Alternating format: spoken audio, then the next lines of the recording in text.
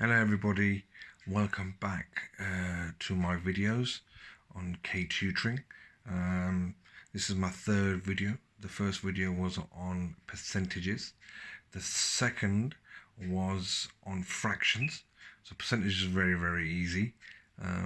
And fractions there were three methods. One with the same denominator and the other with different denominators. But they were very straightforward, very easy. Anyone can do it. Anybody can do these questions, okay?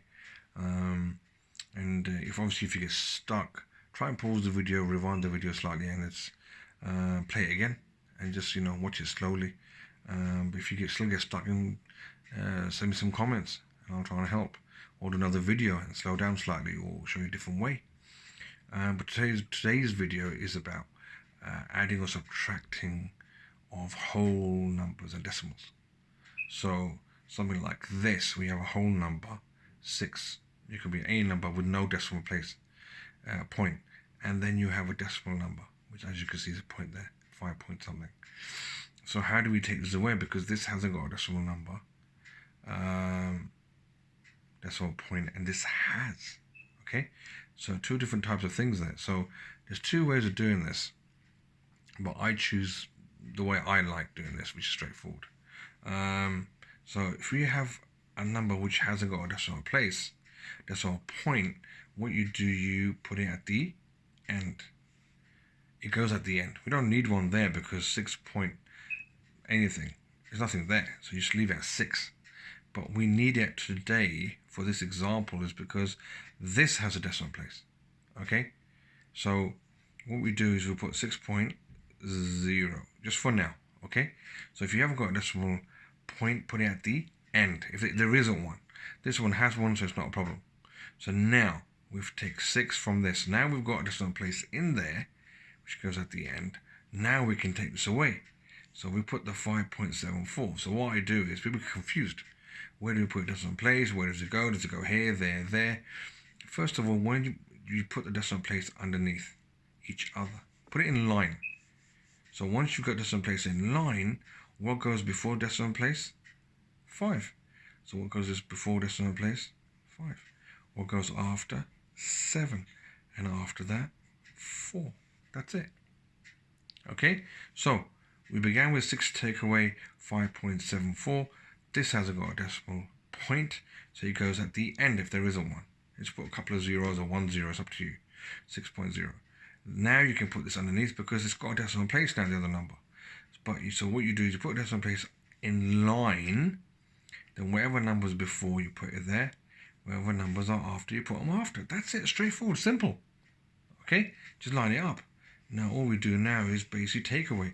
Now whenever you have a space where there's a number, there's no number there, you put a 0 in there. Okay, so whenever there's a space, you put a 0 there.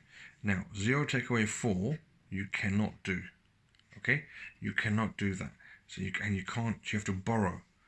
So you exchange, you borrow from next door neighbor. Now you can't borrow anything from the next door neighbor because there's no one there. Okay, so you borrow from the next number, the next door neighbor, so which is 6. So I'm going to borrow 1 from him and give it to this person first, next door first, yeah? If I take 1 from him, he becomes a 5. So I've taken 1 from this person here, he becomes 5, and I've given it to myself. Now I can borrow for this one where we originally started from. Do you remember? I started from here, I wanted to borrow from next door. He hasn't got any, so I had to go to the following next door neighbor, took one from him. Now I can borrow from him to give to me. So he's got 10, I'm going to borrow 1 from him, becomes 9, I take 1. Okay, so 10 take away 4 is 6, 9 take away 7 is 2, put the decimal place down, 5 take away 5 is 0. That's your answer. Okay, so just a quick recap. We've got a whole number and we have a decimal number. If decimal number is there, if the whole number, there isn't a decimal point in there, you put it at the end, which I did. So I made it 6.0. You remember 6.0? Then I aligned this underneath with a decimal place first, and then I put the numbers before and after. Now it's in straight line. Then I just do normal, whatever it is, addition or subtraction, and then take it away. Then it's just a matter of exchanging, okay? borrowing because 0 could contain 4. I can't borrow from next door neighbor. I have to go again to the other neighbor. Then give the first neighbor first. He gets 1 first. Now we can borrow from him to give it to ourselves. Okay, that's your answer. So addition or subtraction of whole and decimal numbers is very straightforward. You have a decimal number and you don't have a decimal number. To make it the same, put 1 at the end of the one that doesn't have 1. It's straightforward, 6.0. And then line them up.